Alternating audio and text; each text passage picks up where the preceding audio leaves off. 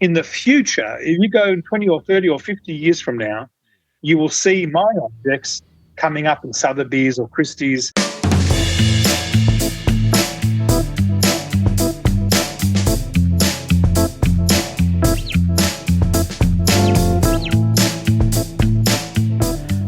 Hello, welcome back to Not an Audiophile, episode 33, season 2, and today, finally, a break from loudspeaker designers as we speak to Kostas Metaxas, who not just designs loudspeakers, but everything.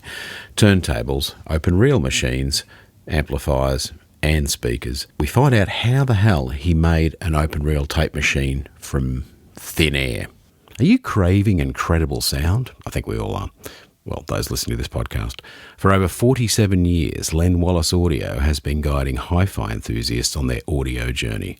They're not some corporate machine, just a tight-knit crew of audiophiles and entertainment lovers obsessed with great sound. From precision turntables to immersive home theatre systems, they handpick gear that delivers. Stop by the store in Lane Cove, Sydney, Australia, or visit lenwallaceaudio.com. Len Wallace Audio, where your passion finds its sound.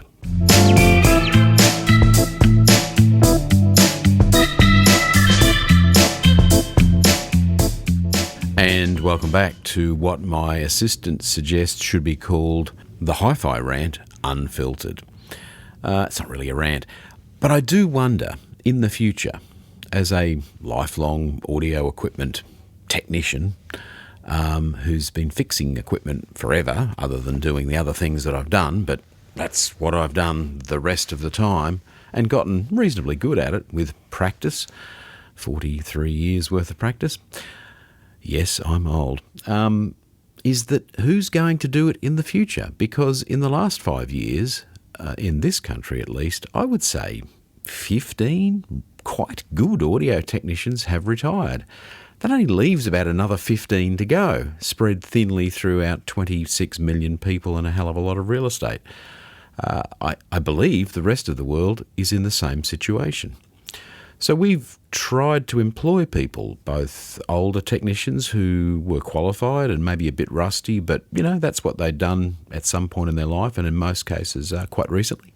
And we also spoke to some younger people, and we spoke to them because they came to us and said, oh, I'd love to fix audio equipment, you know, and they may have specifically mentioned vintage because that's, you know, kind of a favourite of the 20-something age group that these guys were in. Now, I spoke to all of these 4 people. In fact, I put the 2 older guys on trial, and it just didn't work out for a whole bunch of reasons, but bad habits, not enough attention to detail, not really enough technical skill.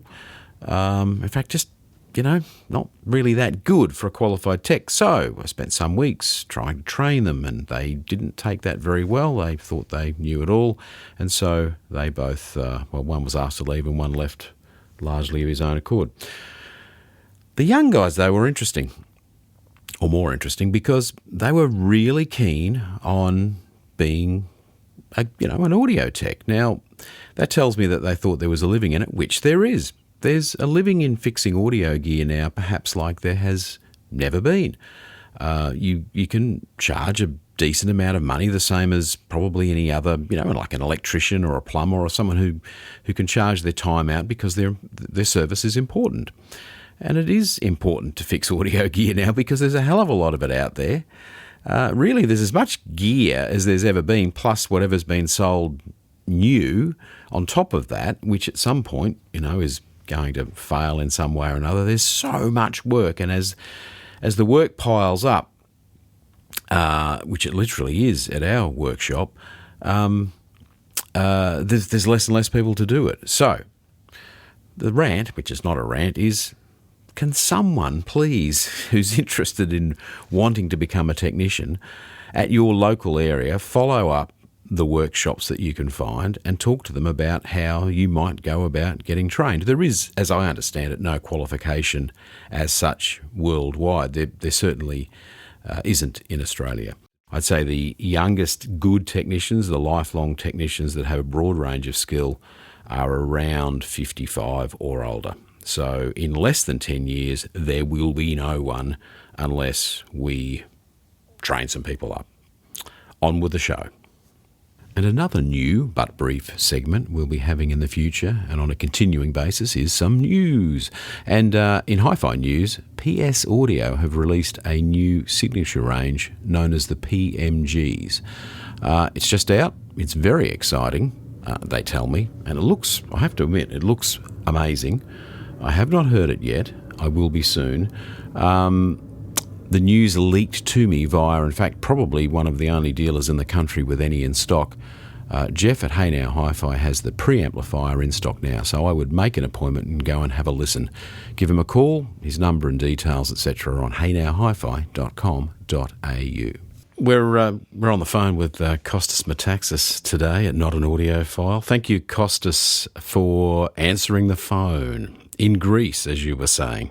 So how long have you been living in Greece for? Well, basically on and off for 20 years. Okay. And then spending more time here over the last, say, maybe 10 of those years or 12 of those years. But I've also been spending time in Amsterdam, where I've got my company based. Okay. And before that, I was in Berlin. And obviously before that, I was even working out of London and New York. So I basically, I'm not too sure if you know my story, but I was born and bred in Melbourne, so I'm 100% Australian. I was going to say, before you were in Berlin and London and what have you, of course you were in Melbourne. So born in Melbourne. Yeah, born in Melbourne, educated in Melbourne, went to Melbourne Uni, obviously high school, all that sort of stuff. So, I'm dinky-die Aussie. And then, I was going overseas to Germany to do some studying because I was interested in medical technology. So that was where it all started. Okay. And when I went overseas as a hobbyist from the age of about 13, I used to build my own kit because obviously I couldn't afford to buy stuff. I was I was a kid. And so when I went to Germany to do my studies, I sort of did 2 years in Melbourne Uni. Then I transferred after the second year, in the third year, to a university in Germany. And whilst I was there, I met some similar-minded people who love music and hi-fi and all that sort of stuff. And one of the chaps, he introduced me to his father, who was a really crazy, very, very wealthy jazz pianist, actually based in Mannheim. Okay. And he had a very expensive setup. And I'm only a student. I was only about 19 years old, so I was quite amused by all this, and of course all the brands that I used to dream about in Australia, because you didn't get the variety of brands in Australia or in Melbourne, Australia, that you got if you were living in America or in Germany, for example, in those days. And so he sort of said, "I'll introduce you to my dealer in Mannheim, who was a hi-fi dealer who had all the most expensive stuff." And they were obviously a bit amused with this little Aussie kid with his little amplifier. I took with me a little preamplifier that I'd built because obviously I wanted to have something to listen to when I was there. Sure. And as a student.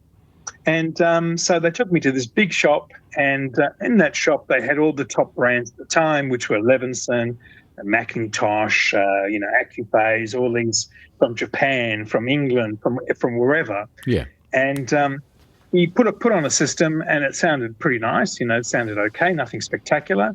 And of course, I never ever heard prior to that a really big, serious system. Because again, even in Melbourne, in those days, you could never hear anything like that. It was just not possible. No. Alex Ensel was probably the only guy who had some esoteric stuff, but even Alex didn't have the super esoteric stuff. No. So basically, it came to the point where they said, "Look, let's hear your little preamplifier," and I said, "Yeah, sure." I was interested to hear what the comparison was. Now, I have to explain that as a kid, from about the age of 13, 14, I was using quad electrostatics, the 57s, which were quite, serious speakers, and in fact, they were instrumental in making me realise that you could actually have a realistic facsimile of a recording in space, in your hi-fi to listen to with hi-fi. And if it wasn't for the quads, I would never have known that was possible, because with normal box speakers and all that stuff, you could never hear that sense of realism. But anyway, so that's how, when I designed my stuff, I was designing it with quad ESL 57s. And so when my preamp was plugged in, and of course they're all waiting to hear it to sort of try and explain to me then, what I'm doing wrong and what I should do. And Yeah. so you could almost see them getting ready to, help me evolve as a young audiophile and that sort of stuff. And then the irony was that when they put it on, played the first piece of music, basically the preamp that I brought with me to Germany, this little tiny thing, was a lot better than the stuff that they had at the time. And Okay. and I thought, and actually I was quite shocked. I thought, no, that's not possible. I mean, how can a kid from East Kilo in Melbourne build something better than all these super brands, from America, from Japan, from Germany, etc. And so as soon as they heard it, instead of, they were about to tell me what I should do and how I should do it, blah, blah, blah. And that turned around very quickly to, how can we buy this and how many can you make? And I said, okay. So at that point, I had to make a pretty quick life's decision as to whether or not I was going to do, medical technology, which in those days was in its infancy, particularly in Germany, or HiFi, which was my passion, which, as a kid I was always totally nutter, for. So, of course, I chose the latter. And I then, of course, came back to Australia to my parents' disappointment because, of course, they would rather introduce me as the doctor in the family than as the electronics wanker or whatever they thought I was. Well, see, the thing is, I have to tell you, my mother once, because I got back to Australia, started producing the stuff for the Germans. And so my first market was Germany. And my mother in those days, my auntie would ring up and say to my mother or ask my mother, send over Kostas because my toaster's not working, because I was the electronics guy. And I had to explain to my mother, no, I don't fix toasters, Mum. I don't do that. It's nothing to do with what I do. And they were obviously, well, what good are you if you can't fix toasters? So because, again, you got to remember, we're talking, in those days, high-end audio was, quite serious amongst, a group of individuals, but it wasn't mainstream. What was mainstream was cut audio and all that sort of stuff. So basically that's how it all started. And how I ended up all over the world was purely because for the audio business. Ironically, the audio business then took me to all these places because once I started getting reviews in Germany, then other countries took note. Yes. And so, my biggest markets in those days was Germany, Switzerland, Holland, Denmark, all those places, because they were reading the magazine called Das Ohr, which was the equivalent to the Absolute Sound in America. Yeah, okay. And Klaus Renner loved what I did. And the only other person he mentioned in the first review he did of my pre-amplifier was Trevor Lees, because he was saying that the only other Australian that he knew was Trevor, of course, because Trevor at the time had gone to the States and he was doing some work in California, and that he was from Australia. So that was the only two references to anyone from Australia ever doing something in hi-fi. And look, the irony was that that sort of started something, and of course, for me, I never imagined that my stuff would be that good, but it just made me realise it wasn't that I was that good, it was just that the other stuff wasn't that great. So, in other words, it wasn't, how can I put it, it was a ironic moment that as a young man, of course, as a young adult, that I realised that I could do something, at that level. So, and that's what defined everything I've done since. It's, that's fantastic insight. Thank you, Kostas, for how you got a start. And interestingly, I guess the quality of the casework of the preamp that you turned up with was probably not as fancy as the Macintosh, Levinson, whatever else was in the store that you were listening to prior to plugging yours in. But of course, in turn, now really your casework, your overall designs, if people are not familiar, I mean, Metaxas is the most organic looking hi-fi product on the planet, obviously with almost out exception, I would say. And well, I mean, but your earlier works were more rectangular, but they were still quite unusual. And My knowledge of your existence goes back to, I think, about the start of the 90s, maybe 1990 itself. A customer wanders in with a magazine with a picture of one of your amplifiers and says, "I want to buy that." And you sold it to me, and I sold it to him, and then I sold a few more. And it's the thing that I can say is that they really did sound terrific. They were a very open, fast-sounding amplifier.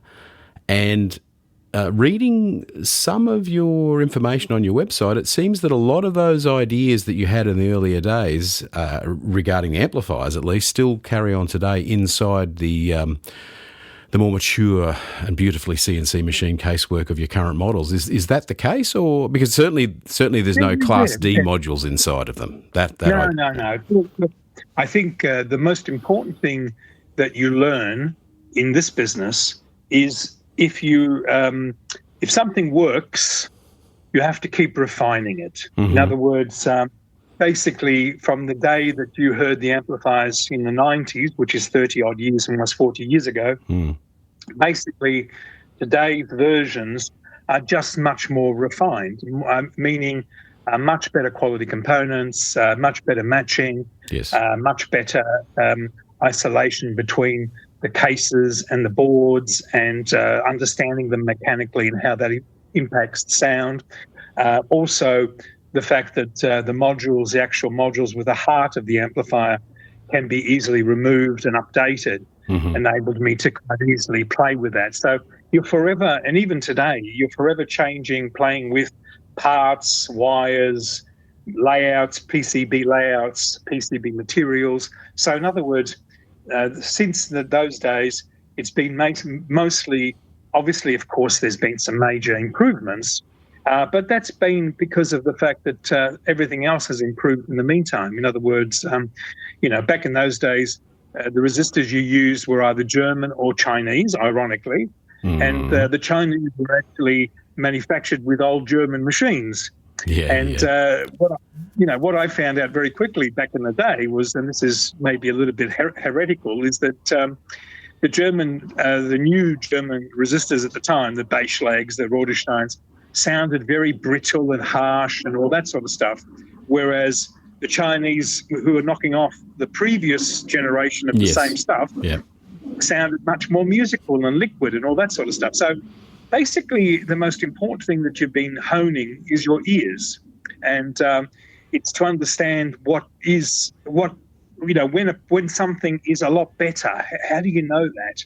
And also, back in those days, you've got to remember there wasn't a lot of great stuff to pick from, so you virtually had to roll your own. In other words, my first turntable was a Pioneer direct drive motor, turning a 30-kilogram aluminium platter on a granite plinth. That was the first turntable that I had that was serious.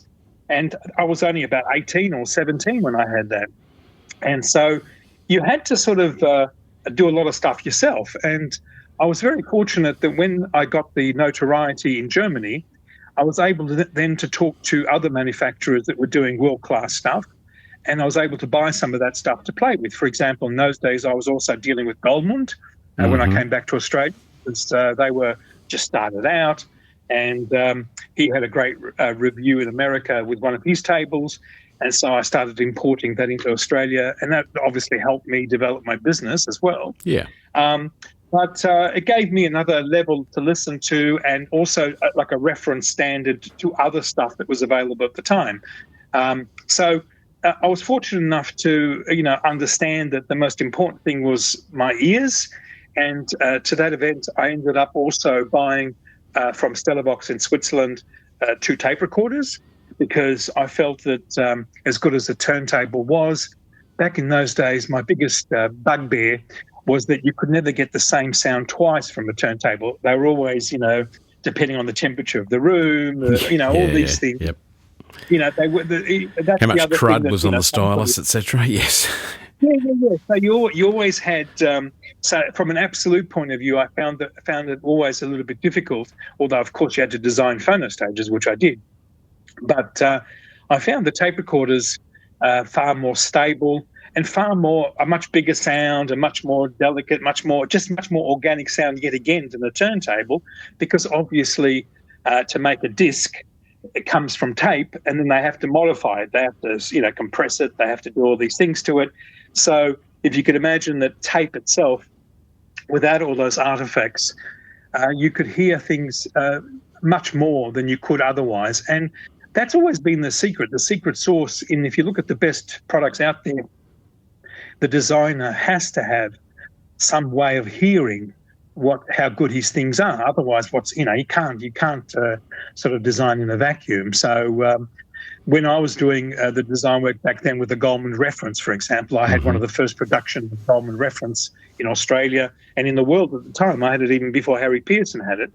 And at the time, the only other manufacturer that had a Goldman reference as a turntable was Jardin in France, who ended up becoming my distributor in France too in the end. Okay.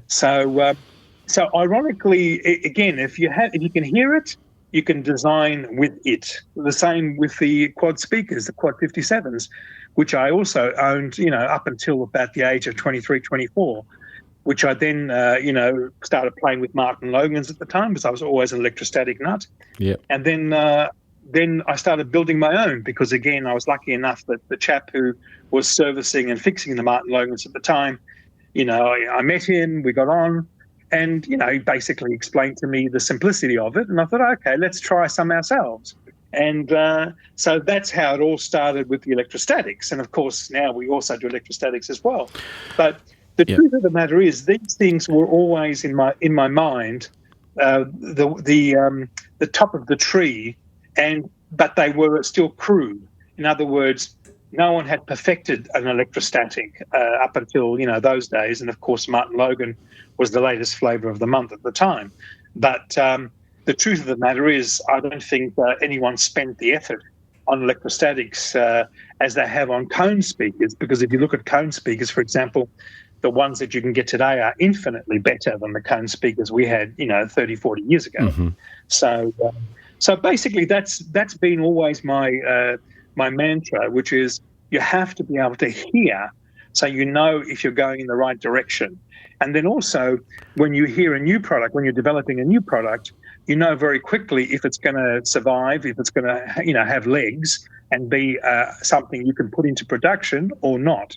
Because clearly not everything you create is perfect or as perfect as you want it to be. Well, and so, if it's not, you just, you and I know, it won't sell. It just simply the customers will hear it and they say that's pretty ordinary. No, so it doesn't pay. The customer is you can bring whatever you like to the market, but if you, play it, do a demo and it's like ho-hum, then that's kind of the end of that. I mean, it's a balancing act between all of the reliability, the appearance, the quality, the apparent quality, and of course, probably most importantly, most of the time, is the sound. But that brings us sideways to the other thing that is very important, and that's how it looks. Although the other question I want to ask you is not just how you come up with these designs, but realistically, how do you do it all? Now, I realise that you have dragged in what appears to be your, I was going to say sons, but I guess Metaxas Sins is your sons. Is that the gag? I mean, yeah, of course. No, they help me, but they've got their own careers as well, which parallel. Yeah. In other words, my eldest son, he's an engineer. He does programming. He's basically responsible for most of the tape recorders. Okay. So in terms of the programming and all that sort of stuff, because I can do the mechanicals, and that's all getting self-taught. But the truth of the matter is, if I don't have help with things like programming and stuff, there's no way I can go much further than just basic stuff. Yeah. So, but if you want an answer to the aesthetics, the irony was when I was still a kid, I was in my 20s. Luckily, I looked a bit older because I had a mustache, the typical Greek mustache.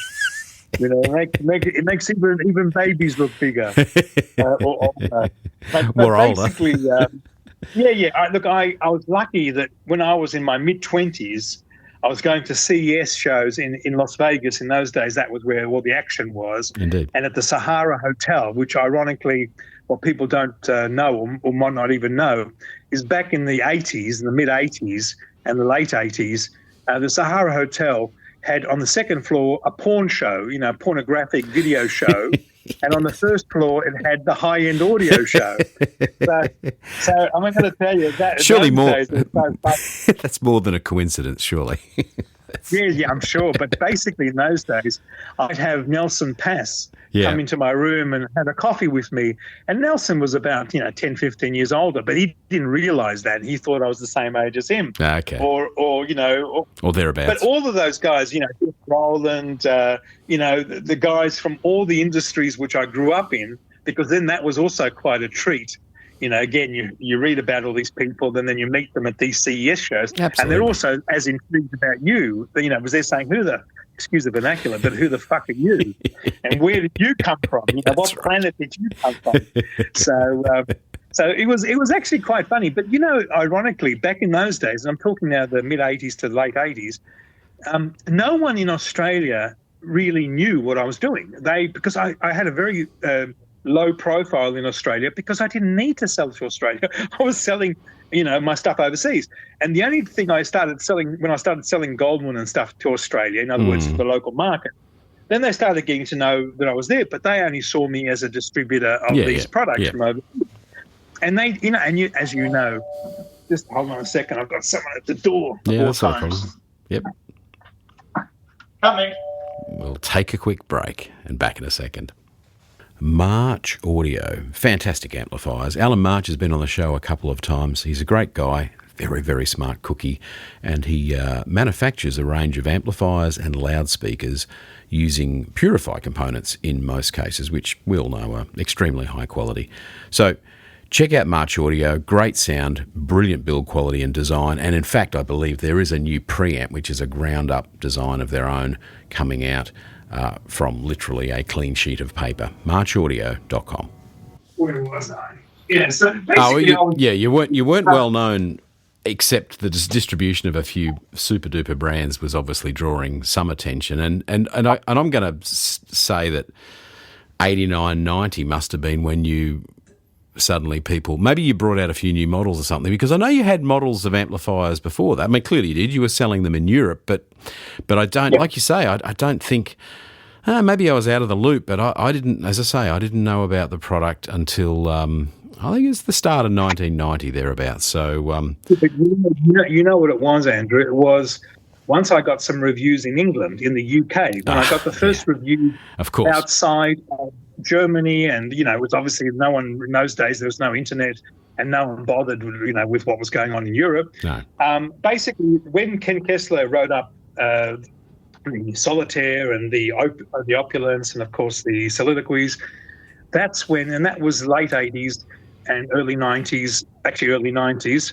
That's when I got notoriety in Australia, or a little bit of notoriety in Australia, because, of course, they were quite amused that they would have to pay, ridiculous money in England for this stuff. And then they thought, geez, it's so cheap here in Australia, but still, it can't be any good because it's Australian mentality. But then also I got some write-ups in America, in Stereo Review, which in those days a very big magazine, in Audiophile, with Bascom King, who's since passed away, who wrote up about the Solitaire and was putting 150 kilohertz into 8 ohms and all this sort of stuff, and saying, my God, this thing is fast. So look, the irony is, again, there's no script you follow in life, and things happen in strange and bizarre ways, but obviously it's the universe probably telling you maybe this is your calling. But in those days, that's when I became a bit more known in Australia. But, Australia, you and I know, it just doesn't take the local stuff seriously. I mean, the only other chap that was doing some interesting things in those days was Peter Stein. Yes. And then, of course, you had a few guys from New Zealand, like Perot, who was getting a little bit of traction in America as well. But I think, without sounding like a total wanker, it probably at least helped, get people to realise that you could do stuff in Australia. And, of course, since Australia has been a powerhouse of a lot of, extremely, well-regarded products. So I don't think, that would have happened probably if there wasn't another Australian doing, crazy shit overseas. And well, it so all helps, doesn't it? I mean, the more the merrier. So exactly. So you were something of a pioneer, I would suggest, and and then you're a further pioneer because because what you're doing now, and there's people listening to the podcast who go, I vaguely remember this guy. I'm thinking Australian audience, which is a percentage of our audience are Australians. The majority is probably out of the country, but the point is that I remember that guy. Well, is he still doing something? Because many years have passed. And yes, but of course you're doing amazing things. I mean, the tape machine. I mean, you've got all sorts. I mean, you've got a full system, a complete system available from your product range, which I have no idea how you possibly design, let alone manufacture. But we'll come back to that. But the tape machine. I get your history with the Stellavox and recording and using those recordings and other tapes you've made as a reference for when listening to gear that you've been working on, amplifiers and the speakers. But at some point, clearly the product, reel-to-reel tape recorders, open reel machines, were not available anymore. And I guess you thought you would put a spin on the market in the sense that rather than relying on rejuvenated older machines, you'd create a new machine, which seems out to me as someone who spent half a lifetime, or maybe actually a whole lifetime, fixing the things. The complexity of a good open reel machine is, and the precision of a good open reel machine is. NASA space mission sort of quality, really. I mean, it just has to be perfect. So how the hell did this start? Insanity. Because, I mean, well, where did you start? Yeah. I mean, did you start with the guts of something else and then because you couldn't buy all the bits, you changed it, or what? You can't. The irony is the best machine I ever had and listened to and worked with up until the point that I started doing my own stuff was still the portable Stellavox. Okay. Not the big one. All right. The big Stellavox, despite having identical modules and stuff, it never sounded anywhere near as good as the small one. What do you think that is, just to cover that for a second?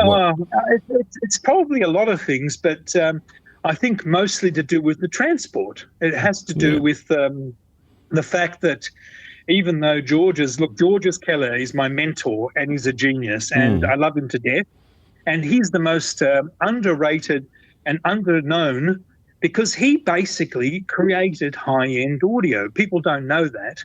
But Mark Levinson, who's been attributed to, inspiring, this art mentality in high-end audio, basically trained with George's in Switzerland at one point of his life, and when he was in a very important part of his life. And then he went back to Connecticut in New York and started his company, which then, of course, inspired all of us, including myself. And I know Mark personally, so, I've talked to him about this many times.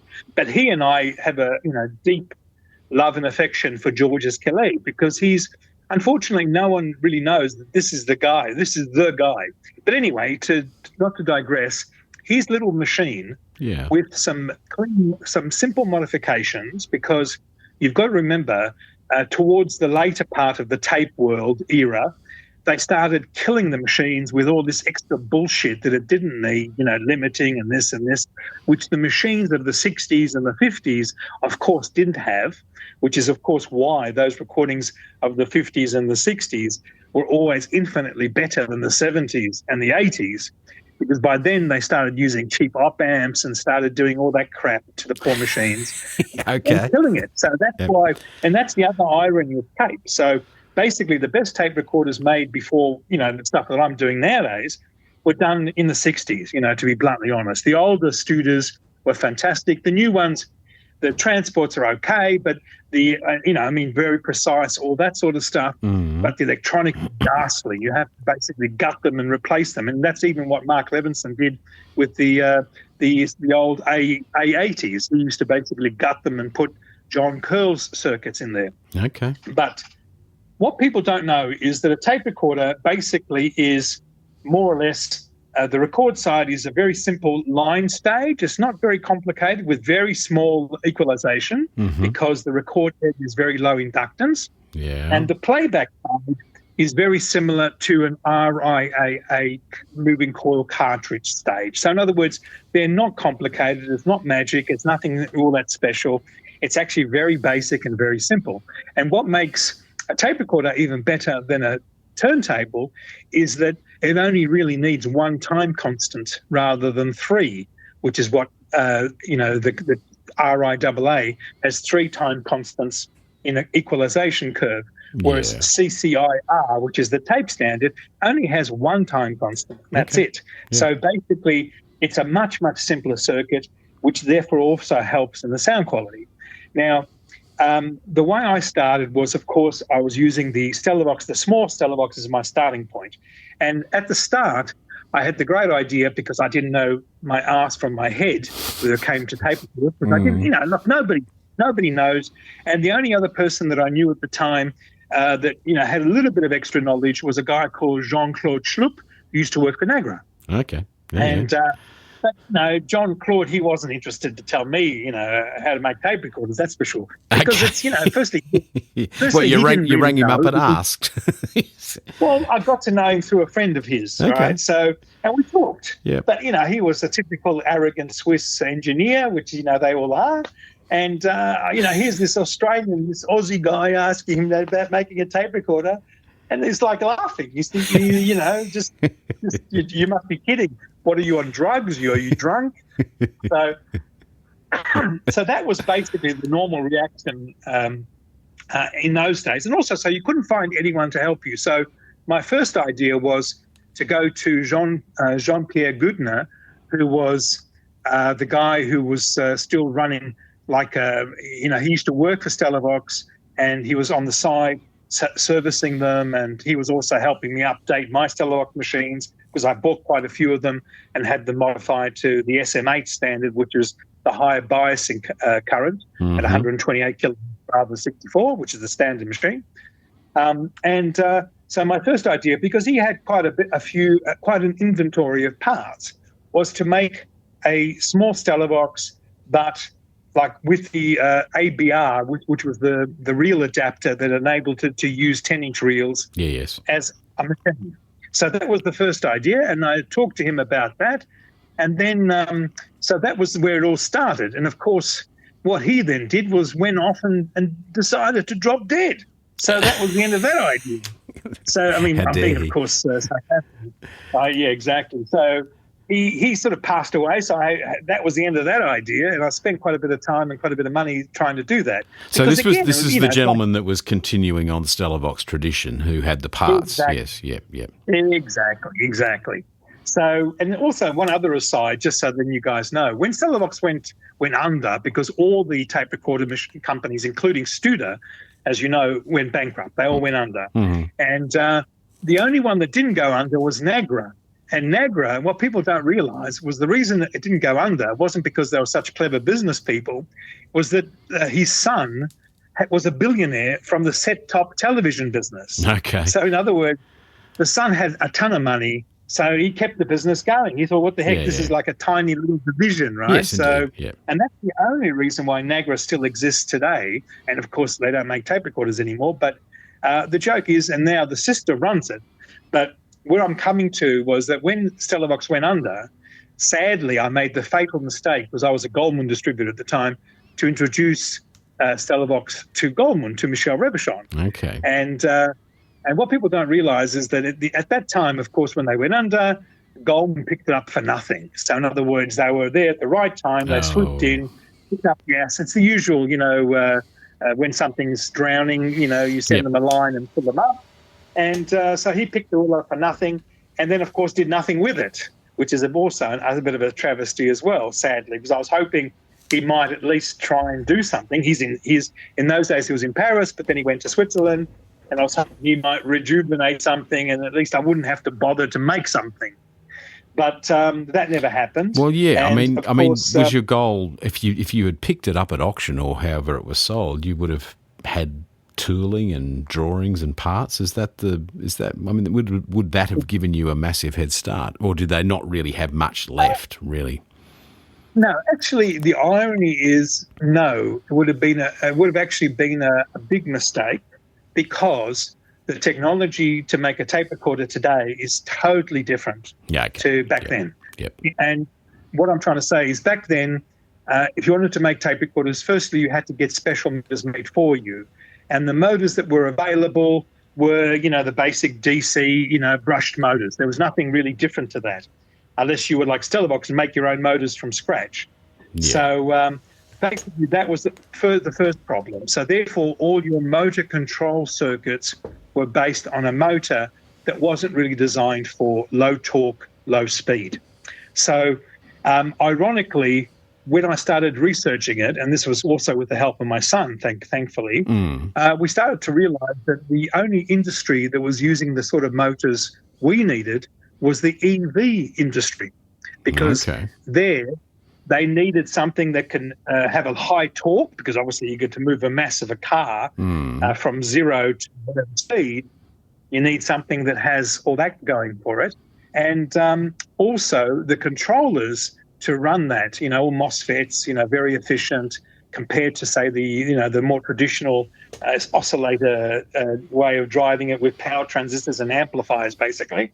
That had all changed, and you were able to buy off-the-shelf systems that you could play with, which obviously we did. And but of course, they were never perfect because they weren't designed for tape recorders. No. So, but at the same time, all the turntable guys were using the same setup to do their, to do belt drive turntables. So you knew that at least it was in the right ballpark. It was going to be quiet and all that sort of stuff.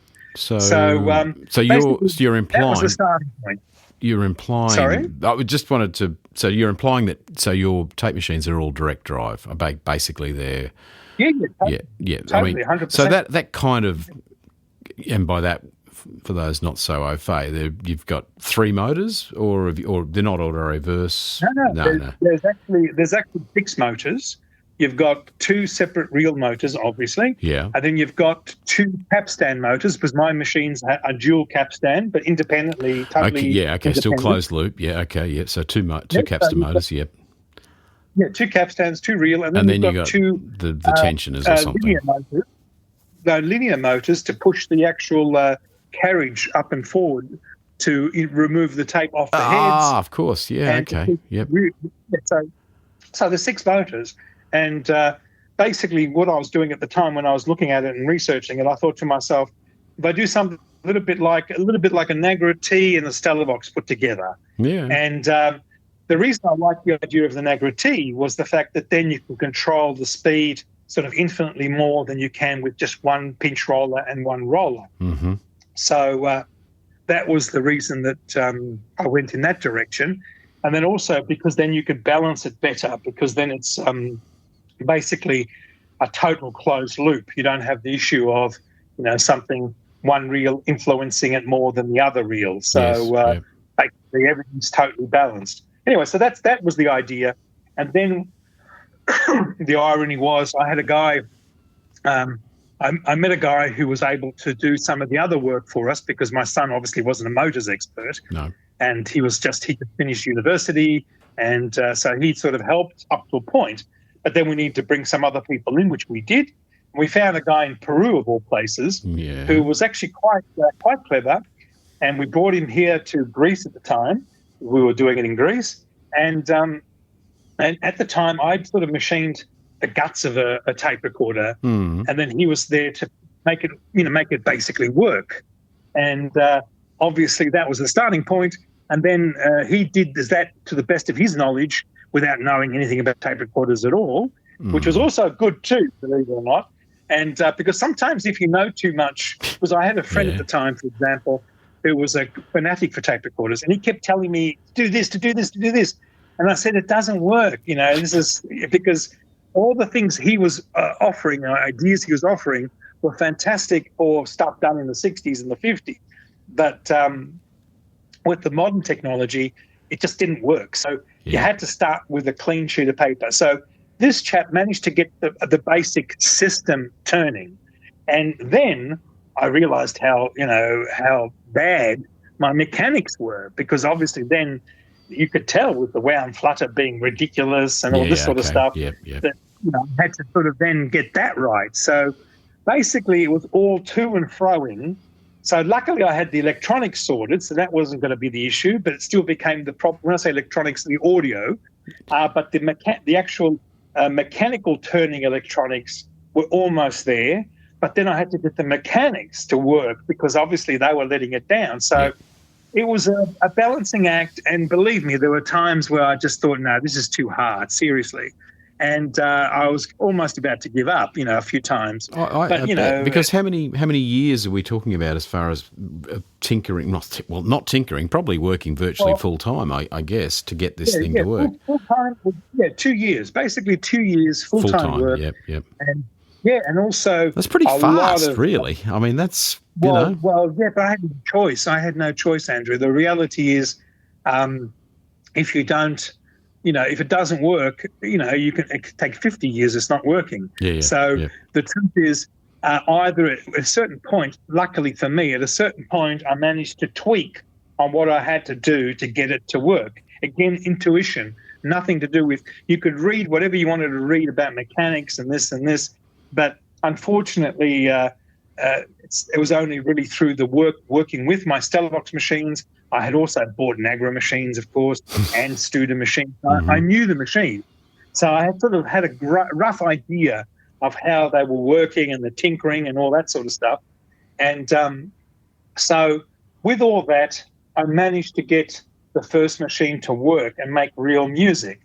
And then of course, that was a starting point. And then I had to get it to make great music. Otherwise, it's pointless. What's the point of making a tape recorder with the sort of expense of the motors I was using was Swiss Maxon motors used by NASA, go through all that trouble for something that sounds inferior to a Revox, So you've basically got to make it really sing. So the other funny realization at the time too was that by actually doing the mechanics and then also the electronics for the audio at the same time, I was also able to make massive strides in both things because obviously I'd improved my little Stellavox, the electronics, but again was within the limitations of the transport. So in other words, I couldn't do anything to the transport. No. So I couldn't then know how much better it could be until I actually started making my own transport, which is what I did.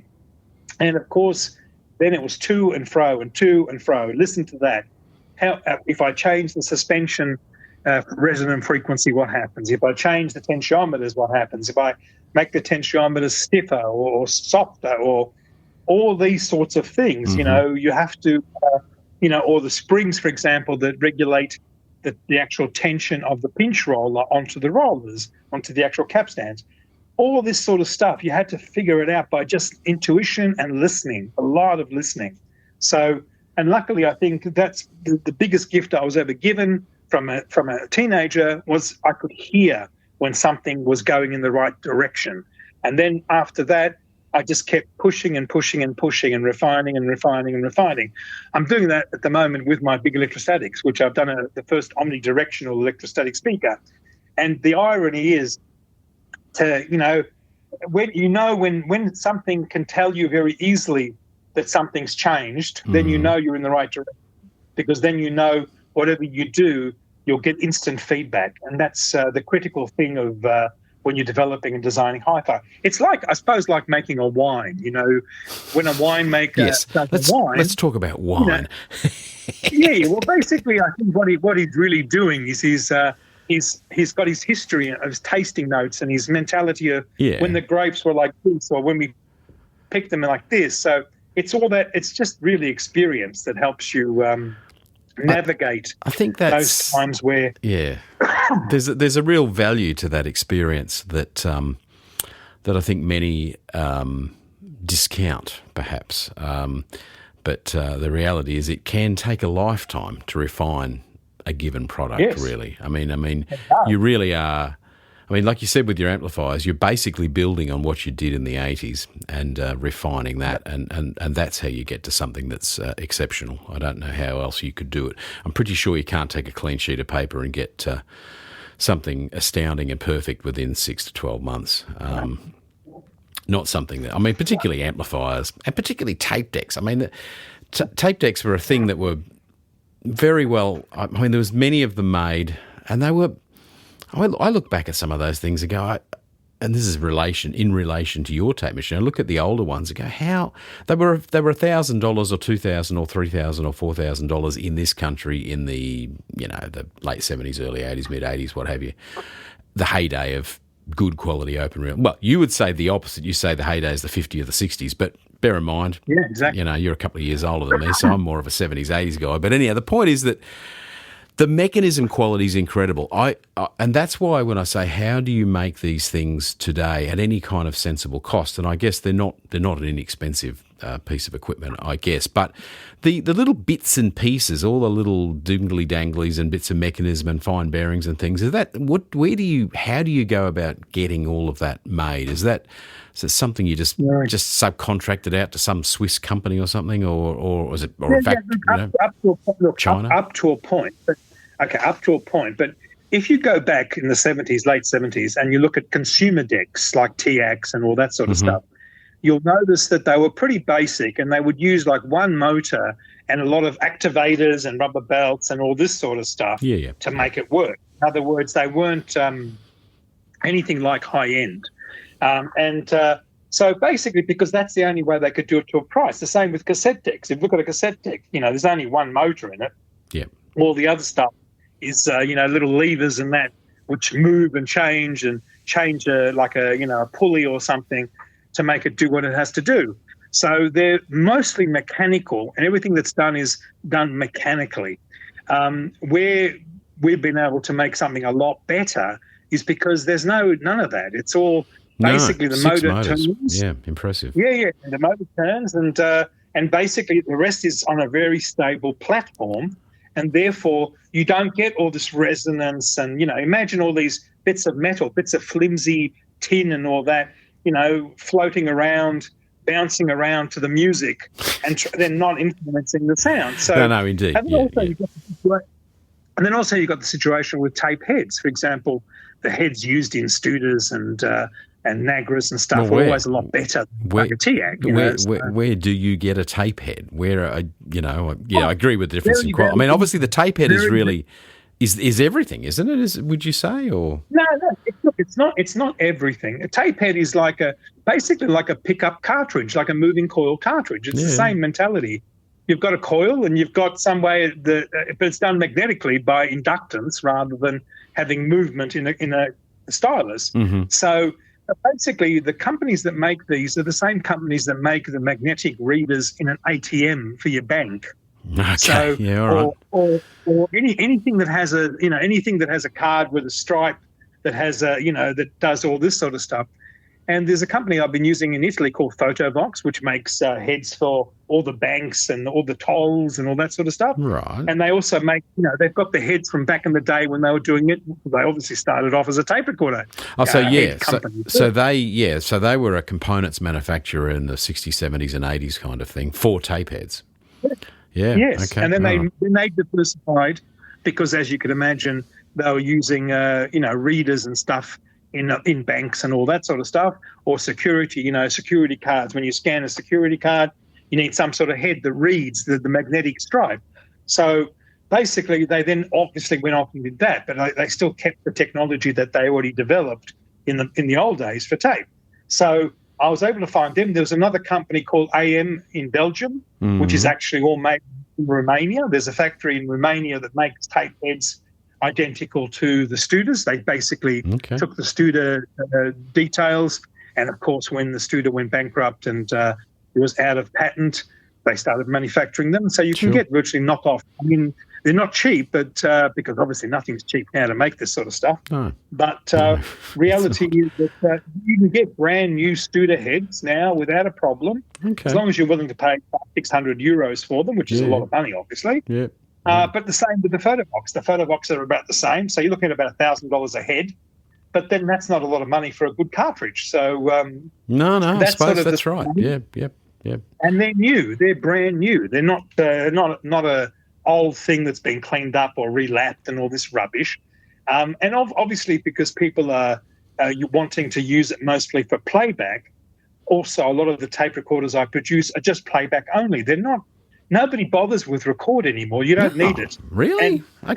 That's interesting. Yeah. No. Well, unless you're a studio, of course. I've got customers who are studios as well. Yeah. But the truth of the matter is, I'd say a good, 80% are to audiophiles who, in all honesty, don't care about recording. They just want to play back some tapes that they've bought. And, of course, now the libraries of tapes are becoming much, much bigger, and you can buy them. Obviously, they're not cheap, but neither are, new pressed vinyl. So it's just the way we live now. No, it's absolutely true. I mean, you can spend 200-300, probably even euro on a record or a double album or something with some special, special vinyl, special weight, special effort made with the mastering or something. I mean, it's that's the ballpark now for a decent vinyl record is at least 200 euros, or about 350 Australian dollars for one of the special ones. Yeah, exactly. But I'm talking anything that's been reissued, not obviously. If you buy something that was from the 60s, it's different. But if you buy reissues, which are remastered, all that sort of stuff, they're not cheap. Nothing's cheap, unfortunately. And the same with tapes. Tapes are around the same sort of price. You're looking at around 300 euro tape, which is about $500 or slightly less, for a decent 30-minute or 33-minute tape. So, but again, for the high-end audio guy who has a pair of speakers that are $100,000 or $200,000, that's not big money. So at the end of the day, it's horses for courses. It is, and it's. I'm sorry, my head's just spinning because I'm starting to. While you were talking, I'm thinking about the amount of moving parts in an open reel machine. You've got to collect them all together, and then you've got to. Someone's got to sit there and screw it all together very carefully, which you're doing. Yeah. I don't know, in Greece at the moment, or the Netherlands, or where? I'm sitting here in the workshop in Greece. Okay. I have a workshop in Greece and a showroom in Greece. The showroom is separate, and that's a nice big space to be able to let people hear stuff. The workshop I'm sitting in now at the moment, I'm putting together a tape deck for a client in Taiwan who actually records concerts. Okay. And I'm just finishing it off for him so I can ship it. And, bottom line is, look, for me, I suppose at my age, this is the perfect type of work. It's like a watchmaker. You're basically doing complicated work, but it's, at least at the end of the day, you don't have to do tons of it. In other words, I don't produce 30, 40 machines a year. So, we produce, if we're lucky, maybe 15 machines a year. Mm-hmm. And that's it. That's enough for me. I don't... Look, the tape recorder business is not about making money. That if people think that, I can't imagine the money I've already spent developing these things. There's no way I'm going to get my money back. No, so the R&D is always free. I mean, it's got to be. The accounting will never work otherwise. It's got to be developed for the love of it. Yeah, exactly. Otherwise, you couldn't do it. Also, imagine if I had, for example, I had a guy visit me in Munich a couple of months ago. A couple of months ago now, because it's July. And he used to work for Philips in Vienna. Mm-hmm. And Philips in Vienna used to make tape decks as well. Okay. And he said to me, he goes, how do you do it? He goes, we had a team of 80 engineers to make the tape decks. And you're doing it by yourself? Yeah. With your kids? I said, yeah. Well, I said, obviously it's not, we're not consumer, all that sort of stuff. So we don't have to try and make it, as cheap as type thing. And but he just couldn't imagine it. But look, I think, to be honest, as I said, in retrospect, if I had to do it all over again, I would have told myself, no, don't, you're going to almost pull your hair out. Yeah. But when you succeed, when you actually get it and write and it works, and, even now it's better than it was even a few years ago, and then you get great reviews, of course, where people are starting. I mean, for example, in the Absolute Sound, which is, I think, still the Bible for high-end audio, the irony is they've called it the Absolute Sound. So I think they've never called anything the Absolute Sound before. So the truth of the matter is, to be an Aussie, to come from nowhere and make something that crazy, and then to get that accolade, at least that's between you and me. There's your payment. That's how you get paid at the end of the day. Wow, there is a bit of that. Yes. Yeah, I mean, you've sort of you've clambered and made your way to the top, basically, and so as I understand it, I don't know how many manufacturers currently have open reel machines on the planet, but I think you're one of two. Is that what you know, or because there's a well, look, I think in terms of high-end audio, we're the only one, to be bluntly honest. Yep. The other chap that I know of, there's a company in France. It's the one I'm thinking of. But he's using belts for everything, which is to me a no-no. In other words, okay. You might know with belts, after 5 or 6 years, they're going to fall off, or they're going to start gluing up, all that sort of stuff. That's why I hate anything rubber in a tape recorder. And of course, the only thing that we use that's rubber is the capstan roller. That's it. Of course, you can change that quite easily. So he's a lovely guy, very nice machine, but done differently. He's not a high-end guy. Oh, and then there's the other guy. Revox bringing theirs back, maybe. Oh yeah. I met the guys from Revox, the guy who runs it, and basically he told me that Revox had a big warehouse in Germany with just all the parts from the old Revox machines. Is that right? And so basically, they had. Because obviously when they used to make them in the day, they used to make, things by the 1,000, not by 10s or 20s. Yeah, indeed. So they had like stocks to do another 1,000 machines, literally. Now, wow. Okay. Yeah. All right. Yeah, another 1,000. So in other words, the joke is, but you got to remember back then the Revox retail price was 2,000, Deutsche Mark, which is like $1,000 euros. All right. So which is like 2,000 Australian dollars. Yes. Now, Of course, they're selling it for $16,000 to $20,000. So it's a, but obviously, like everything, it's a business. So, but they're not going to sell the 1,000, but at least they've got stock. So, bottom line is, it's a business, obviously, and they're taking advantage of it. And good luck to them. That's the end of the nature of the business. If somebody wants to buy it, go for it. I mean, you effectively, bizarrely, have 1,000 machines sitting in the warehouse. Someone just needs to put them together. And obviously make some front panels or something. No, they've got everything. They've got all the parts. All they're missing is some basic, maybe some new heads, which they get done now by also Photobox does it for them. Mm-hmm. And at the same time, the electronics, they just do new boards, with the op amps rather than the old, discrete stuff. Yep. They just do totally new boards, which cost nothing, with SMD components, surface mount. Yep. And it's easy peasy. But look, good luck to them. Obviously, the market's there now for it. So if they can sell for $16,000 to $20,000, that's not a bad thing. It means obviously that people are taking tape deck seriously. Yep. But you and I know a turntable now. You can't buy a turntable for peanuts. I mean, a decent turntable. Gone are the days where you could buy, in America, for example, a Linsondeck or a Sota for $600-700. Those days are gone. You could. That's the price of a Riga now. So it's a totally different world now that we live in. Yeah, the value of money is something that strikes me as something that it doesn't actually have much of anymore. Hey, what do you do for tape? What do you like in a tape these days? What if you're buying blank tape, because you are, and obviously, for instance, your Chinese customer is going to be using tape. He's making recordings, or she's making recordings.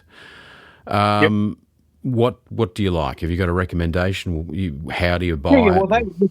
There's a company called RTM, which used to be one of the funny things when I was doing my recordings back in the 2000s. I did a lot of recording at BMW Edge, at Hamer Hall, at Melbourne Town Hall, at the Opera House, all that sort of stuff, and even at festivals. The irony was back then, because there was at one stage there was no suppliers of any tape. I used to have to buy 7-inch reels of BASF 468 and stick them together, put them together to make a 10-inch reel. Yeah, right. So, and I was able to buy that in America because you couldn't find it here. The first thing I did when I started doing my serious recordings was I went to every studio in Australia and bought all their pancake.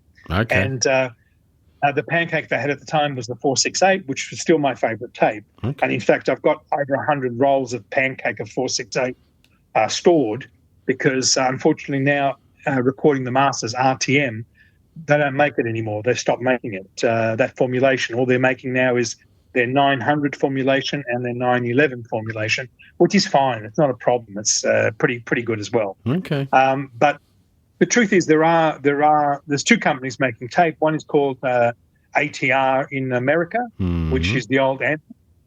And Sorry, they still supply. The phone just cut out. Did you say that was the old Ampex? Did you say? Yeah, old Yep. Ampex factory, and that's they still make for studios, of course, for the States. And of course, then you've got in Europe, in France, you've got RTM, which is basically recording the masters, they call it. You can find it on the web. Yep. And they sell tapes as well. So you can still get tapes. It's not a problem. Yeah. And, obviously there's still enough demand that they still can produce it. But the problem is for RTM and all these companies is that to set up a machine to do a run, they need a minimum quantity of quite a few tapes, as you can imagine. So, and of course, quarter-inch tape basically is done by slitting a very, very wide, piece of plastic. Yeah. So basically, that's their biggest problem is, to turn on the machine and to make a run of tapes is not economical. So that's why, of course, tapes now are quite expensive compared to what they used to be. An Australian loudspeaker legend has been born with the stunning new VAF Research i93 Mark V, winner of StereoNet's Floor-Standing Loudspeaker Product of the Year and Sound and Image Magazine's Floor-Standing Speaker of the Year, $20,000 to $50,000. VAF's i93 has redefined what I thought was possible from a loudspeaker in a domestic setting, says StereoNet. VAF Research, building award-winning loudspeakers in Australia since 1978. And we're back with Kostas Metaxas, the man who makes everything. And in fact, sounds ridiculous, but I mean, lucky you've got your kids to help you, and of course you have this. I guess you'd call it a team of people that you've met over the years who have some secret knowledge, who can assist you to make these contraptions work. I mean, you design everything as far as the exteriors, as far as the casework, in some kind of a 3D drawing package, I presume, that you've become quite familiar. I mean, I can't imagine you. I mean, surely that is the essence of your skill is your eye and your ability to draw. Is that because that is what you do? Is it, Kostas? Tell us all about that. Basically about maybe 23, 24 years ago, I started looking into CAD systems because obviously to do printed circuit boards was pretty basic. There's a company called Protel, which is now called Altium, another Australian company, which basically I was doing the printed circuit boards with that. And then at the time, I started doing the CAD work. I discovered, I went through all the different packages, and the one that I ended up using was one called SolidWorks. Yes. And the good thing about SolidWorks was that the way you developed something, you had like a hierarchy tree where you did things, and then of course if you wanted to change it, you'd go back to the tree to an earlier part a little bit, and then that impacts the rest of it. Yeah. So you were able to do all sorts of crazy things. But the interesting thing for me was because I never studied engineering, I didn't look at the program like a engineer looked at it. No. I looked at it like an artist would look at it, meaning I was always trying to find things that I could do with a technique that would give me some other result. So in other words, you're always trying to subvert. It's like, for example, I did a documentary called Kiss of Art. And basically I was interviewing all these hybrid digital artists, these, modern, conceptual artists, as well as real, digital artists with interactive art and all this sort of stuff. And in a lot of cases, what these guys were doing was taking like military software and then misappropriating it to make art. There's a guy called Lozana Hem, from South America, who was using facial recognition software to do like installations and galleries and all this sort of crazy stuff. So for me, I was inspired by the way these guys were dealing with technology, and I was trying to do the same thing with SolidWorks. I was thinking, okay, how can I do my little subverting stuff with SolidWorks? Because then whatever you do can't be copied because it's quite unusual and it's not literal. So anyway, so I started playing with that. At the same time, in Melbourne, there was a guy who used to also offer a package that would work with SolidWorks that could do 3D realizations of the printed circuit boards as well. So okay, I was able 24 years ago to be able to take a design in 2D, make it 3D, and then, of course, add the PCB into it so I could see if it was fitting or not fitting. Because prior to that, to do prototyping was ridiculously expensive. To make a case and then find that after you've done all this machining that nothing fit and all this sort of stuff. That basically would kill a lot of projects. So I was able to do all the development work in CAD, and then even with Protel and the CAD work, the printed circuit boards in CAD as well. So I was able to marry it all together and have a really good look at it, spin it around, get my brain around it, and then say yes or no. So basically that happened 24 years ago, but it didn't, the realization for audio wasn't there, because I was doing it actually for jewelry, I was doing it for furniture, I was doing it for other companies, because I've also been working for people like St. Dupont in Paris, for Swizzer, which is the Lepere clock company in Switzerland, which is now owned by LVMH. So I was, my parallel careers was also consulting and working in the luxury business. And through the documentary. Lucky, hey. So then you had enough income to afford to be in the hi-fi businesses as well. No. It wasn't like that at all, to be honest, because like everything makes whatever it makes. But the truth of the matter is what that afforded me was an understanding of the luxury business. But I have to add a caveat, which was that the luxury business I loved and grew up with in the 80s had vanished by the mid-90s, because now all these companies became basically Procter & Gamble and Unilever doing, expensive handbags. You can't, for example, Louis Vuitton has 6 factories in Paris, and their production is the equivalent of 60 factories. So clearly it's not everything's done in Paris. So the reality, so basically what I've learned was that all these companies now had gone off, and all their executives were just, basically used to sell cornflakes and Vegemite. So, and butter. Now they're selling, perfumes and all this sort of stuff. So, but luckily in the 80s, when I first started, mid-80s, when I was doing a magazine at the time, I was able to visit Paris and when I was talking to jewelers, I was talking to the actual families, the guys that started the companies before they were all bought out by these big conglomerates. So when I went to see Christophe, the cutlery company, it was Henri Boulier, his brother Albert Boulier. When I went to see Boucheron, the jeweler, it was Alain Boucheron. When I went to see Hermès, which has become a huge business, it was Jean-Louis Dumas, who was the genius of the luxury business. So I got to meet the guys that were really the movers and shakers. And then at the same time, with the architecture, with jewelry, with fashion, I interviewed people like Hubert de Givenchy or Pierre Cardin. I remember sitting with Pierre Cardin in Paris. At that time, he was like past the fashion side. He was doing furniture and stuff. And, it was, you're sort of starting to understand another level of thinking, of how to understand aesthetics and art history. And that's where the new stuff comes from. So that's why it's so totally off the planet compared to what everyone else is going. But basically what I tried to then do, and this was really with the collection from 2015, so it's about 10 years ago. 10 years ago, I was doing furniture and all this stuff, and I thought, okay, maybe now I can look at hi-fi with the same eyes.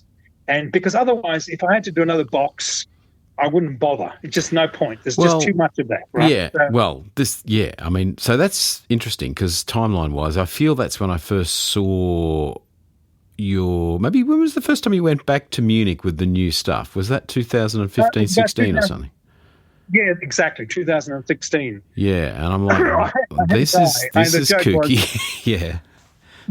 But I had a guy who was in France, and they were a distributor of some speakers and stuff. They wanted to distribute my stuff, but they had in mind the stuff I was doing 20 years earlier. Yeah. And I said to them, guys, what I'm doing now is totally different to that. And they said, oh, okay, no problem. Let's do a show in Munich. So they said, okay. I said, that's no problem. So they told me when they needed me to be there, what to deliver, blah, blah, blah. And that's when I delivered the new stuff, which totally, I think was a big shockwave to the whole audio world, because, well, firstly, they saw this crazy shit, but they thought, I can't, he's a one-hit wonder. He'll do this crazy shit and that'll be the end of it. And of course, they didn't know, what I'd already been doing and Yes. who I've been talking to and all this sort of stuff. So that's, of course, why they don't realize why I'm doing all this crazy shit. And the reason is very simple. When you look at the rest of the luxury businesses, the one that hasn't been, quite frankly, hasn't evolved very much is high-end audio of all of them. Cars have gone up to, incredible dimensions, watches, fashion, all that stuff. Yeah. And high-end audio really, a lot of people haven't sort of, seen the light there. And, of course, the irony was at the time I was actually thinking of doing watches or something else. But then I thought to myself, God, with watches and that, there's thousands of great companies that are doing stuff that, I'd find it difficult to compete with. Yes. And the irony was, in high-end audio, it was basically, virgin territory. No one had bothered to do museum-quality, high-end audio aesthetically that are going to be objects of art in the future. And that's the only way you're going to survive, because you and I know when an amplifier is second best and third best and fourth best, it's worthless. And the only way to give it some worth, some value, is intrinsically with its sculpture. And that's the thing that I've tried to do. And that's why, ironically, people who don't get it now, it's not a problem, because there's enough of a market that I can survive and do what I want to do. But in the future, if you go 20 or 30 or 50 years from now, you will see my objects coming up in Sotheby's or Christie's, because it's like, for example, what Mark Newson was doing. Mark Newson, as you know, another Australian, also another Greek, by the way, he basically did to furniture, what I'm doing to high-end audio. So basically what he did was he created some lounge chairs at the time, and the one was sold for $20 million at Christie's a few years back. Wow. So, he sold them for $20,000 back then. Yeah, $20 million, exactly. So I'm going to admit there's a gap in my knowledge there, and I like esoteric, interesting furniture, but I guess when I see the piece, when I look it up, when I get off the line with you, that I'll go, that's it. But that's astounding. And of course you've hit a. I mean, man, we used to make some fantastic furniture in this country. Wow, I mean, we really did. We still do. There's not much made here now. Not really. No, I mean, there's not much of anything made here now compared with perhaps. Well, when it comes to furniture, 70s, 50s, 60s, 70s, 80s, and to some degree in the 90s, but then someone turned a switch off in the year 2000, and that was that. And it's been going downhill since. But, I'm going to look that up. Look, I agree that the audio industry kind of stuck with boxes and varying degrees of very high-quality boxes, but I suppose Mr. D'Agostino has probably got some of the more interesting looking stuff out there at the moment, and then there's the is it a Korean company, perhaps Rose, have that integrated amp with all the cogs and dials and wheels on the front, which is kind of cool. But other than that, I can't think of anything other than yours which has got any kind of. I mean, Nagra, have used their styling language to create some very pretty amplifiers that are no doubt beautifully made and have great knob feel. But there's not a lot of it out there, is there? And so yours stands out. But I guess at the same time, knowing the conservative nature of the audio customer, seemingly, that there are people who would perhaps rather like the sound of your gear and can afford it, but wouldn't buy it because of the way it looks. And I guess those people come up to you at the show and tell you all about it. Is that right or not? When I say the show, you go to many shows, I guess, but Munich is where I've seen your product more recently. Mm-hmm. Yeah, basically, I think obviously the customers that I used to have in the 90s, they're still there, and I still have them as customers too, believe it or not. Yeah. Particularly ones who bought from me, they sort of know, you've got to evolve, you've got to do something new. But I don't think the language, the visual language that I'm using now, it's not from high-end audio. So obviously the high-end audio guys, they're a little bit threatened by it. They don't get it. It's not, the macho man cave sort of stuff. But again, that's not my market anymore. And No, also, between you and me, that market's also dying. So you've got to sort of it is realise literally that, dying. So are the yeah, customers. it is. Yeah, It is. yeah. It is. So you can't, if you put all your eggs in that basket, you're going to have a very hard time down the track. So, so what I've tried to do is always look ahead. I remember once I was talking to a car designer called Ercole Spada, who did some very beautiful work for people like Alfa Romeo and Aston Martin and even BMW. And I said to him, how do you design cars that won't look dated by the time they get into production? Because you've got to remember, a car has like a 6-year gestation period from development to where it comes to the showroom floor. And he said that's the part. That's the hard part. You don't want to look too futuristic. You don't want to look too old-fashioned. So it's a little bit. That's been the it's again. It all comes down to taste.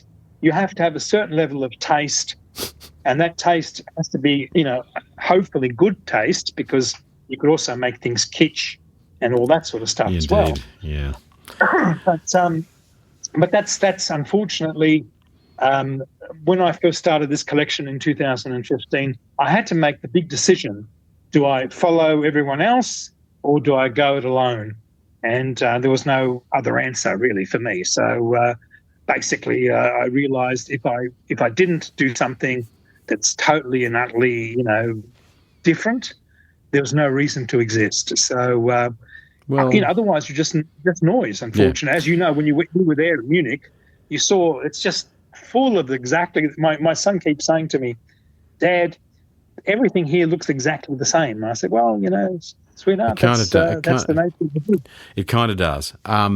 You have created something completely of your, from your own imagination with the aid of SolidWorks, but it is not it's not a design language I've seen anywhere else. You've got the color combinations, you've got the way you've done the extrusions and well, they're not extrusions, but the way you've given it that sort of machined. I mean, it's not my area of expertise. Clearly, anyone who's seen my loudspeaker range knows styling is not my thing. But it is of its own. There's nothing else quite like it. So congratulations on that. It is clearly a Metaxas and Sins product. You have a broad range of amplifiers and a couple of turntables, and of course the tape machines we've discussed. They all have that language, that aesthetic built into them. They all kind of look as part of a family. It's a very, very significant effort. So what we haven't talked about is turntables and speakers, and I don't want to get too bogged down on either of them because I feel like there's bigger picture stuff I'd like to ask you. But the turntable, you've got a tone arm. Do you still do the tone arm? Is that part of Yeah. How I know I keep asking about how you make it, but then that is the thing that I do, is I make things. And I look at tone arms, and I have a couple of problems with tone arms and cartridges. One is scale. My dodgy eyesight, everything is so small. Even the little screws and fine bits and pieces that hold a tone arm together, the tiny little bearings, I don't know how you do it. Do you care to? I mean, do you subcontract some of that out to existing tone arm makers, or is that something you've conjured up once again in SolidWorks? Yeah. Basically, there's nothing that can't be conjured up in SolidWorks, as you put it. And it's also, look, there's nothing really new in terms of pivots and all this sort of stuff.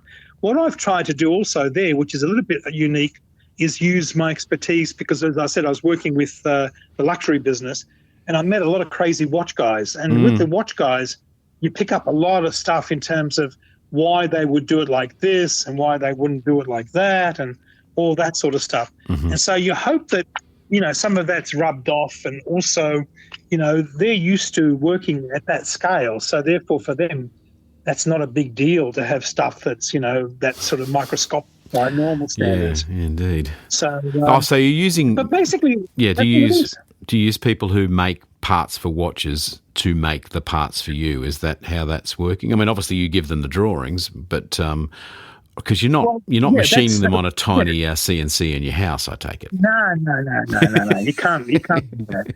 The thing is, when I went to Switzerland, one of the guys that does a lot of my rollers and some of my fine stuff, he used to be making tape recorder parts years ago. Yeah, Nowadays he works mostly in the watch industry. Yep. But there's where Stellavox was in Otteriv was basically the watchmaking part of Switzerland. So they weren't, they're not foreign. They're not. That they stuff were always is aligned. Yeah, exactly. Okay. The watch guys always made stuff in that part of the world. So anything else was made in that part of the world too, if you wanted it, if you wanted that sort of level of quality. But the truth of the matter is, it's not. You have to find the individuals that do that level. They exist because they do it for something else.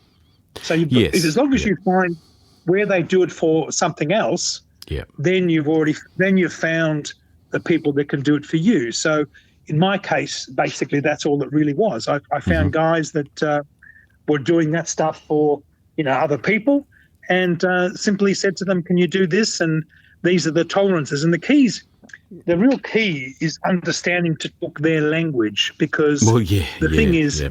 The level of tolerance that the guys in the watch business are working with are very different to the level of tolerances, of course, that the average stuff gets done. And, you've got to know, some parts you've got to know that you can do it there, and some parts you can't. So you've got to sort of be mindful that nothing is, 100%. So it's like everything. It's a learning curve.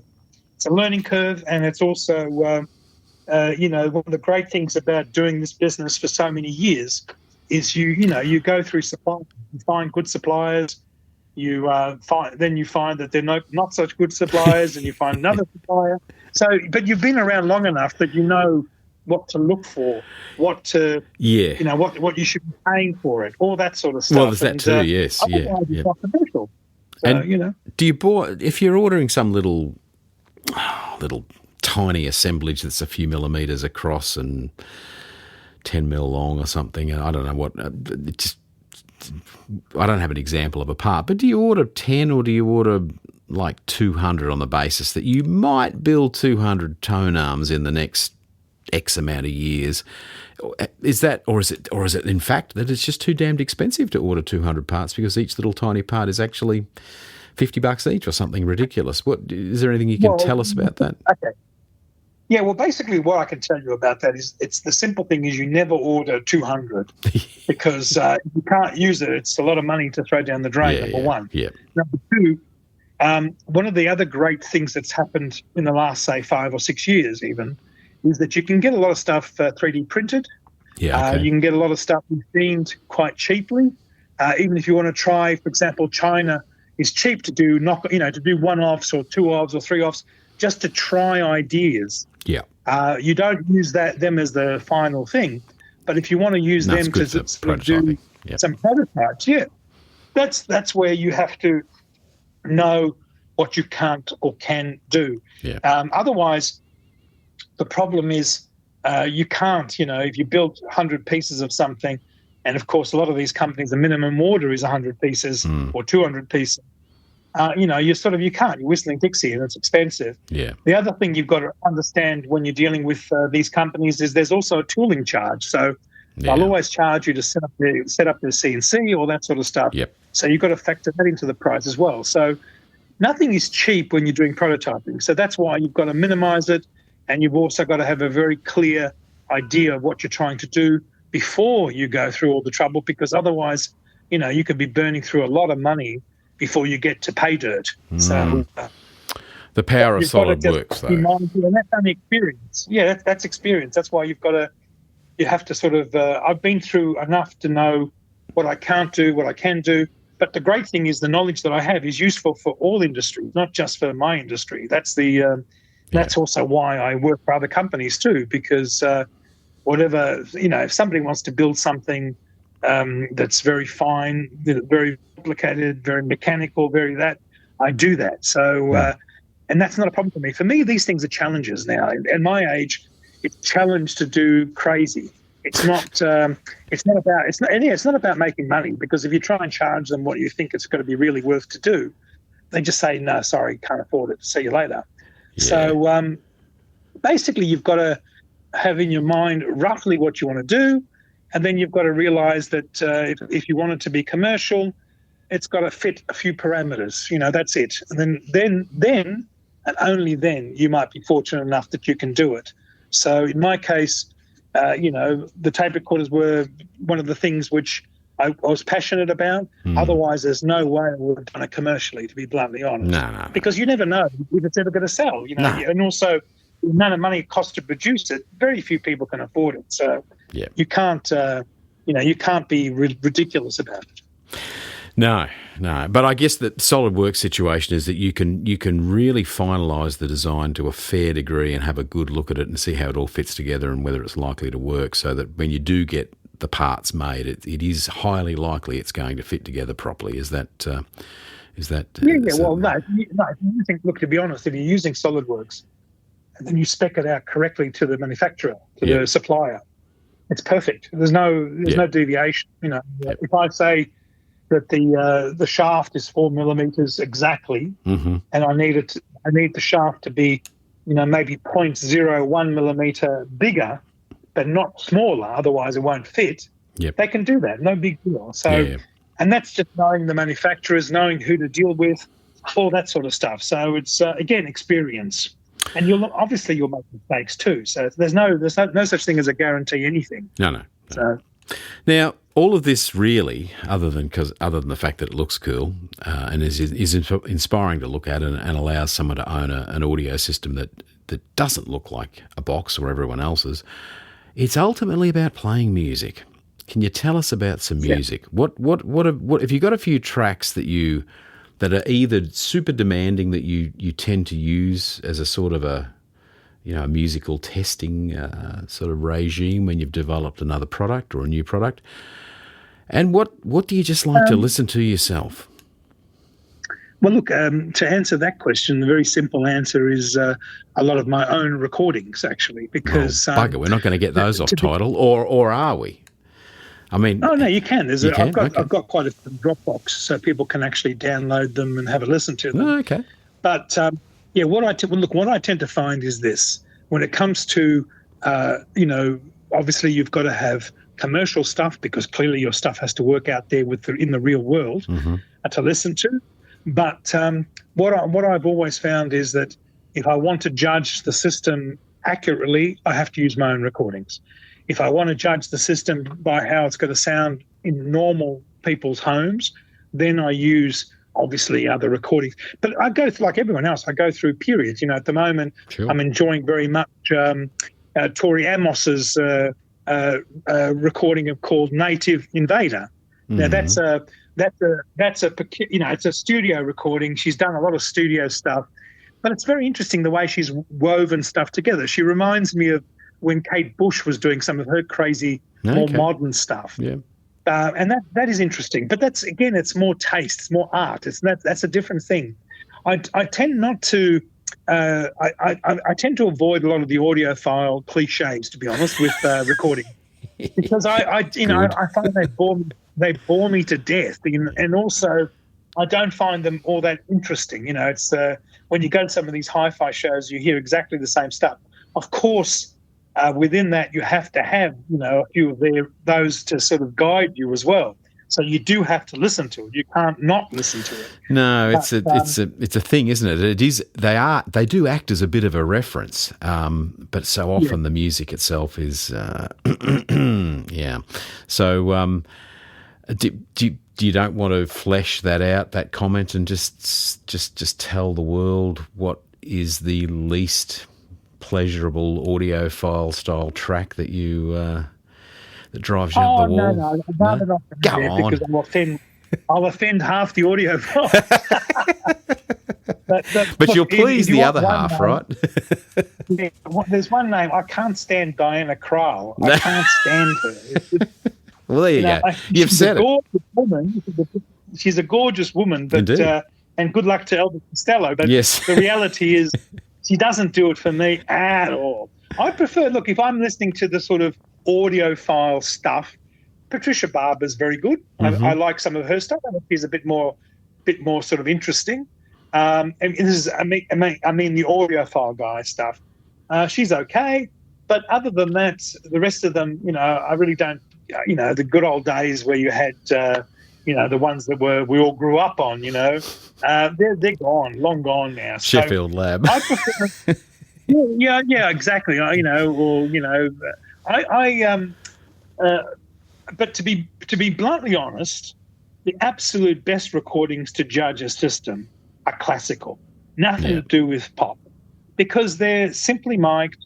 The sense of realism, the sense of involvement, it's either there or it isn't. Yeah. If classical music doesn't sound good on a hi-fi system, it means your hi-fi system's got a problem. So it is very demanding. The studio stuff, they can sound wah-wee on anything. But I tend to find that if I go, there's Yvonne Kenny, who I've actually recorded concerts at the Opera House and also in Melbourne.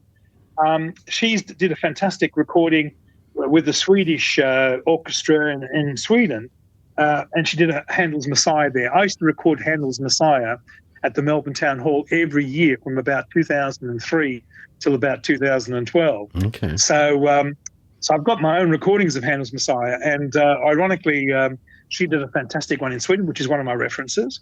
And there's another one that I really like a lot is Joni Mitchell. Obviously, Joni Mitchell she had a guy called Henry Louis, who was her engineer, who absolute genius. And a lot of her recordings are just absolutely perfect to listen to for judging a system. Also, Pat Metheny. I think, ECM at the time, they did a lot of crazy stuff and transparency and delicacy and, natural sort of reverberation and all this sort of stuff. So have you got a Joni Mitchell and Pat Metheny favourite album that you'd put forward as? There's actually one they worked together. Okay. Well, that'll where cover Pat off on Metheny both. actually did the thing. Worked with Joni Mitchell, and it's a live recording, which is also extremely good. But look, I think if you want a great Joni Mitchell, Miles of Isles is fantastic because it's a live recording. Yeah. Then you've got the other one, Don Juan's daughter, Fabulous Daughter or something. Yes. I'm listening to that a lot these days. And also, of course, the classics like Hey Gira and Lady of the Canyon and all this sort of stuff. But she's my absolute, favourite. So, and then, as I said, Pat Metheny, there's quite a few of his, even some of his older stuff. I also had the opportunity to interview and record his mentor, Gary Burton, who plays the vibraphones. Yeah. He was at the Jazz Festival with Chick Corea in Melbourne, which I recorded too, and I also recorded their workshops. Wow. So again, this is what I'm trying to say to you. My documentary work also spilled into the music world. So I was able to talk to Chick Corea. Chick Corea was telling me how he set up Mark Levinson with Kim Cattrall, and I said, "Oh, okay." I met them in New York. Tell us more about that. Earlier. Yeah. So, but see, that's and then they did the book about sex, which I thought was quite funny.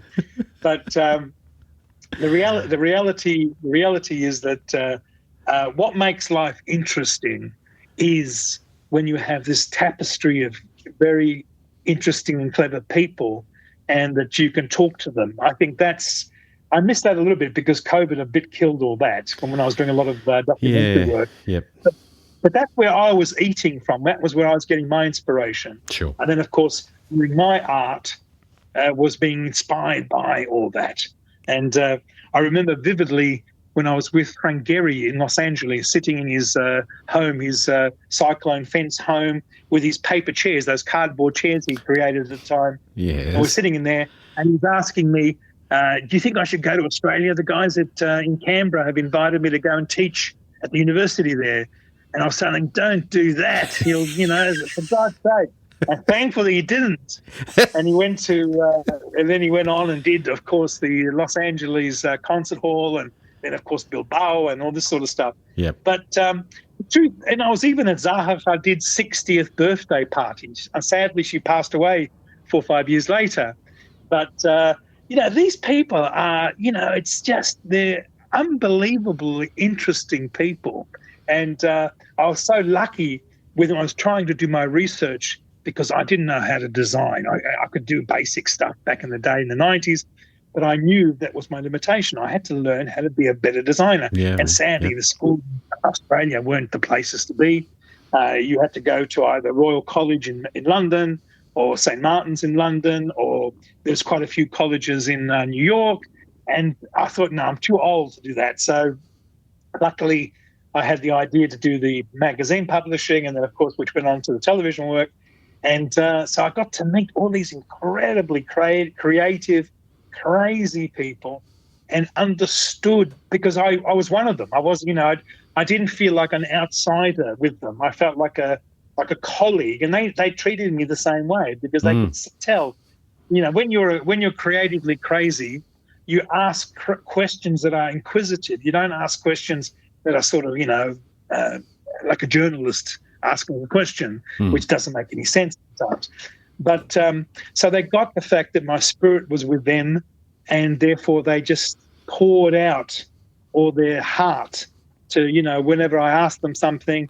And in a lot of cases, they also found it cathartic because they were probably answering questions that they never even thought about, because no one ever bothered to ask them that stuff. Yeah, or answering questions they'd never been asked. Yeah. So that, so exactly. a lot of their, I guess, magic sort of rubbed off through that process. It's not magic. It's just it's the way you have to see things. You can't see things with normal rose-colored glasses. You've actually got to take off the glasses and then just really ask an enormous amount of questions. And in fact, the irony was, I was doing a film at one stage. I was doing a bit of a filmmaker, having some fun. Again, you've got to explore these things, because unless you do something, you really don't know whether you can or can't do it anyway. And at one stage, I was doing a film, and in the film, I was sort of researching the role of a Socratic type of character. And when I started researching Socrates, I realized that what made him interesting was he kept asking why. In other words, he would go to somebody and ask, why do you do that? Or why are you this? Or in other words, he was inquisitive. And I think that nature is the most critical thing if you want to do something relevant and interesting. And it doesn't mean everything you do is going to be like that, because every creative person I've ever met tells me that, and I'm of course the same, that you're always working on a lot of different things. Whether or not those things get realized or not is dependent on, their maturity in your mind. So, and this is, even for example, one of the most interesting guys I met was an Australian called Glenn Murcutt, an architect. And he also won the Pritzker Prizes in America. And one of the fascinating things that he said to me, which really resonated, was he said, there's no such thing as creativity. He said, it's all discovery. In other words, what you are really doing when you're creating something, and we use this word loosely, is that you have an idea, and then you're trying to flesh out that idea. And in doing that, you're discovering new things and new ideas, and working out how they work within that. So in other words, you don't come up with, creativity isn't, I have this idea to do a watch. It's, you're on the way to do something to do with something, and then you end up discovering and working in that direction to get there. And that's exactly the same way I work with all the stuff that I do. They all start off as an idea, and then I try and flesh it out, and then slowly, it either goes somewhere or it doesn't. If it doesn't, I just leave it aside, because sometimes it's not that it's not going to go somewhere. It's just that you're not ready to take it to that step. And is this working like that? Is this waking up in the middle of the night kind of thing with a sort of eureka moment to some degree? No, not necessarily. Or really just sitting, just pondering on the front deck, overlooking No, you don't. Look, the irony is your mind is always working behind the scenes. So your brain is always crunching things that you're thinking about, even when you're not even thinking about it. So that's why if you look at a problem and try and solve it immediately and you can't come up with something, the best thing to do is just give it time. And in fact, that lesson I got taught by my dad. My dad was a plumber. Mm-hmm. And the irony was that I would work with him as a kid, right? Because I was the oldest Greek son and I had to work with my dad. Yeah. And we would go to jobs and I'd look at it and say, there's no way we can do this. It's impossible. This has got a problem here, problem there. And then my father would smile and he'd come up with solutions. And I think, how the hell did he think of that? So the thing is, in life, you're basically always solving problems. And bottom line is it's how you look at it. If you look at it as a problem or a challenge. And my dad would look at things as a challenge rather than as a problem. Yeah. And the greatest thing I learned from him was that if you give things time enough, and the same thing when I was doing the tape recorder, believe me, I was thinking of my dad a lot. I'm thinking, God, Dad, what have I done? But bottom line is, yes, the solution comes, but there's no such thing as anything quick. It just comes when it comes. Yeah. And the same as great design, great ideas. There's no rhyme or reason. They either come or they don't. And in fact, the joke was I asked there's one of the most influential people I've interviewed, which really resonated with me a lot, was an interior designer called Andre Putman. She's passed away now. And I asked her, because in Paris, of course, there's a lot of creative people. And she was the one who said, look, listen, the French always think they're the greatest, but they're not. There's people who are creative and great from everywhere. And, of course, she was French. And I said to her, what about some of the people you've met that were incredible? She goes, I could tell you their names, but what's the point? They never went further. In other words, it's not enough to be creative and great at being creative. Yeah. You have to make it into something real. And I think you and I know in the audio business, there's been a lot of one-hit wonders. There's been a lot of stillborns. There's a lot of people say, I'm going to do this, and then they never do it. It's not enough just to say it and pretend and do a prototype. To get something out there in the real world, it's like having a baby, and then it has to grow up. It has to do all sorts of things and be educated. It's a bit harder than having a baby. It takes longer than that. It takes longer than 4 minutes. It's creating a baby. I think the grand announcement that we're going to do this is followed by the reality that is, oh dear, this is going to take a bit longer than we thought, and there's a whole lot more to this than we imagined. Because there is, which is why I look at your equipment with the keenness to understand how you can possibly make it all, because I know how much work there is in it. And so, as I mentioned before, congratulations on having such a fine range of interesting products, which clearly tick over and sell to exactly the people that I guess want them, that want something different, individualistic, and something that both sounds good and is really a piece of art to some degree. Or maybe it's mostly a piece of art, but I mean, it's a piece of art that sounds amazing. Andrew, look, the thing is, ironically, you still need to do something with your life. In other words, what fuels you is the fact that, you need to keep moving. I think what keeps, the funny thing is, what I've learned as I've gotten older.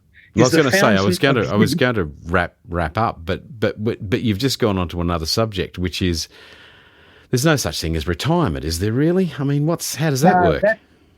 Well, this is the beautiful thing. This is the best time in your life that you can do the most creative stuff, because you don't really have the sort of problems with telling people you'll have to wait, and also, if you don't have the idea, if it's not right, it's not right. You have to wait. That's it. Yeah. But it's also you're challenging yourself. And at this age, it's the perfect age to do the unthinkable, because you don't have the deadlines and the commercial problems and all that sort of stuff to deal with. You actually, the only person you need to account to is you. Yes. So therefore, you're in a much, much better place. And that's why, for me, I'm enjoying much more doing this crazy stuff, and there's still a ton more crazy stuff to come out. So you haven't seen it yet. Yeah, well, but this is the fun. This is you start something, and then you obviously the kids, if they want to do it, fine. If they don't, if there's no market for it, who cares? It doesn't matter. It's art for me anyway. Every piece that I make is a piece of art. It's not. I don't see it as a electronics box. I see it as a sculpture. A functional sculpture. And the thing is, So as long as I'm around doing it, I'll keep doing it. And the way you feed it is I go snorkeling every day to be inspired by the beautiful fish and the sea creatures and all that stuff and the weather and nature. You need that. You need to continuously connect with that, and then aerate your mind with vision and visuals, and of course combat a few jellyfish and stuff every so often, just to make yourself realise that it's not all paradise. But the joke is you've got to. I think that the greatest thing about getting older is that you don't need to bullshit yourself. You don't need to worry about what other people are thinking. No, you can just do what you want to do, and you have to make your life interesting to you. And that's basically what makes it even more fun, that there's no clock, there's no mummy and daddy telling me what to do or other people involved in that respect. And you just simply, if you're not enjoying it, stop doing it. Simple as that. Well, yeah, and clearly you are. You're clearly enjoying it. Yep. You're living the dream, as people often say about people who get to make whatever it is that they want to make or do whatever they want to do, although the reality is that dream obviously contains a lot of hard work. But you've certainly kicked a few goals. I look forward to seeing perhaps at Vienna next year your latest creation, which will be a cassette deck, no? No. To be honest, I don't think you'll see me at Vienna next year anyway. So, okay. The truth is, I've had enough of shows. The problem with shows is that you can't show things properly. No. The cost to set up a proper room in a Vienna or Munich, it's just ridiculous. It's prohibitive. It's too much, and also it's on top of that, it's the effort. You need a lot of staff. Huge effort. Yes. I'd rather say to my customers, which is what they do. I've got a customer coming from Austria in a few days, and she's bought a big tape deck. She wants to hear the big speakers, the turntable. I'd say then come to Greece. Yes. Come and have some octopus and all this, and let's go snorkeling, and then have a listen. And to be honest, that's the way. And in fact, even Mark's working with some crazy Italians in Venice, and he invites people to Venice and they can have a listen. I think that's the future. I don't think, at this level, if somebody wants to buy something at the prices we're talking about, a trip to Greece or a trip to anywhere, on the way to something else is not so ridiculous. Oh, not at all. No, the reality is that the cost savings for you, for the few pieces that you might, spin a sale from a show appearance, it's completely, like Munich is insane. When you look at the amount of money that people have spent to be at that show, could anybody do enough business to pay for it all? It's it's a luxury. We all just go there because it's great fun. It doesn't make financial sense, of course. Who do you think it makes financial sense for, other than obviously high end who make money out of it, I guess? But although there's a huge amount of organisation, and maybe they're not making a great deal of money either. But are there some manufacturers that you think get a benefit out of going to the show? No, look, they do. They do in terms of, obviously, if they're seeing their existing distribution people, all that sort of stuff. Yes, you can. Clearly, there are some advantages to doing it, but unfortunately for me, I've sort of, to be bluntly honest, I don't see it anymore. I've sort of come to the point where I really don't care. I don't want to be lugging stuff. I don't want to be. No. I don't want to be doing any of that stuff anymore. I've had enough of it, and I've done it for many, many years. Even to the point where I was doing it 30, 40 years ago. Yes. And also, I notice now there's too many shows, Andrew. There's far too many shows. Geez, and that's become they're way too many. We've got too many everywhere.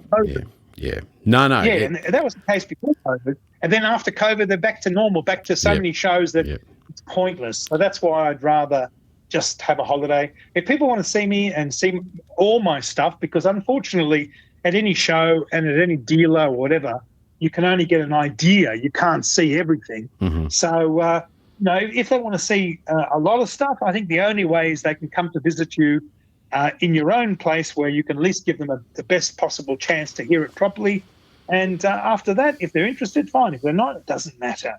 We're having fun. That's the important thing. you've got a gallery slash showroom or showroom slash gallery in what town, what city, whereabouts in Greece is it? Okay, I'm in Chalkida, Greece. Chalkida is on the island of Evia, so I'm living on an island, but it's the island right next to Athens. So it's only 70 kilometres from Athens, so it's a little bit over an hour taxi drive, so it's not too bad. And it has very lovely little hotels and obviously beaches and lots of cafes and restaurants and stuff like that. It's very affordable. So in other words, it's not the French Riviera, thank God. But it looks a bit like that. So in other words, you get the benefits of, which is why I live here. I mean, I used to spend a lot of time in Cannes doing the television work, and believe me, I hate that part of the world. It's very, very expensive. And not only that, it's just not very, to be honest, not that beautiful. So, and if you want beautiful, you have to pay it's even worse than Sydney sort of bay prices. So, and also Australia's become silly too. I think the sad thing is, I love living in Melbourne, but, you can't compare that to the way I live in Greece. There's no comparison whatsoever. And on top of that, I've got a beach which is 50 metres from my home where the showroom is. Here where I work at the workshop, it's in the middle of downtown. So I've got, cafes and restaurants and all that around me. So it's very easy to walk across the road to get an ice cream. I mean, homemade ice cream or whatever. Yeah, okay, stop rubbing it in. But you see, the thing is, when you've lived in New York, you've lived in London, you've lived in Paris, you've lived in Berlin, you've lived in Amsterdam, you've lived in most of the parts of the world that you want to live in, and then you start to realize what you really like and where you'd like to be and where would you like to retire. And that's where, I thought to myself, oh, God, for sake, I'm Greek anyway, so why not retire to a Greek island?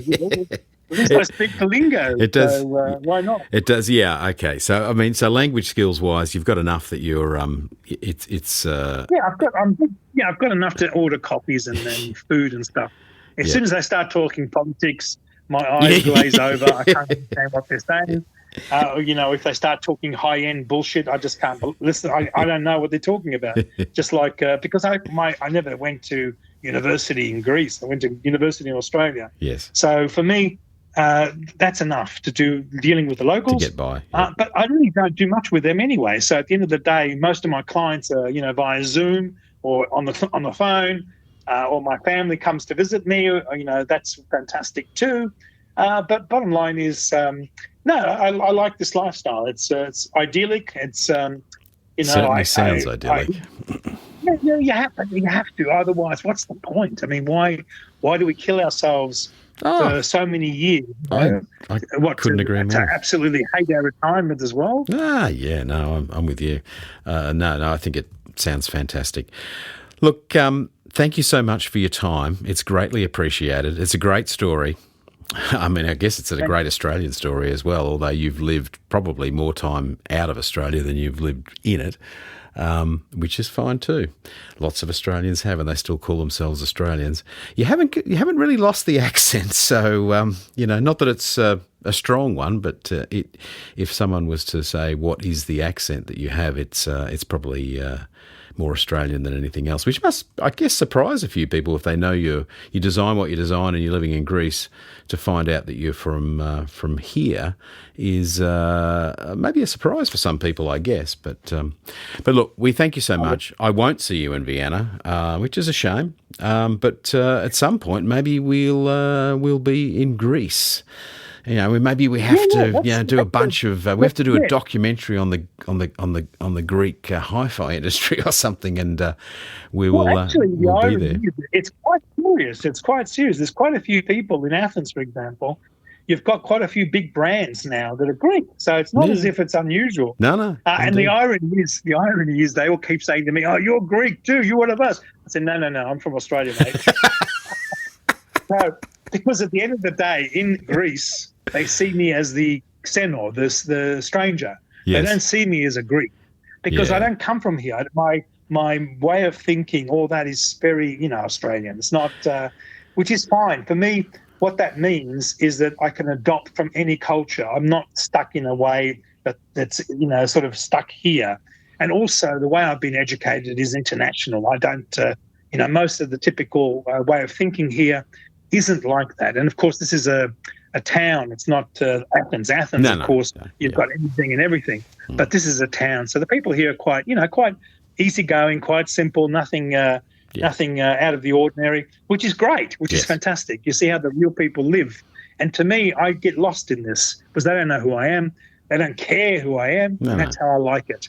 Yeah. Thank God. No, look, it does. Yeah, you've made me very jealous.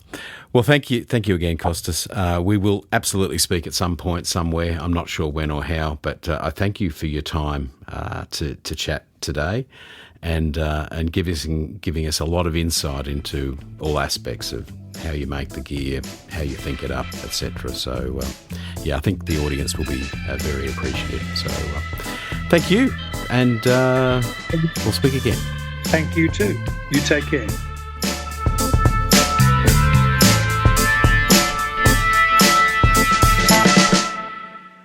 Not an Audiophile is a media partner of the 2025 StereoNet HiFi and AV show. This year, it's bigger than ever. HiFi, home cinema, headphones, 3 days of what is basically a home entertainment expo from the 29th to the 31st of August in Melbourne, Pullman Hotel. More details at stereonet.com.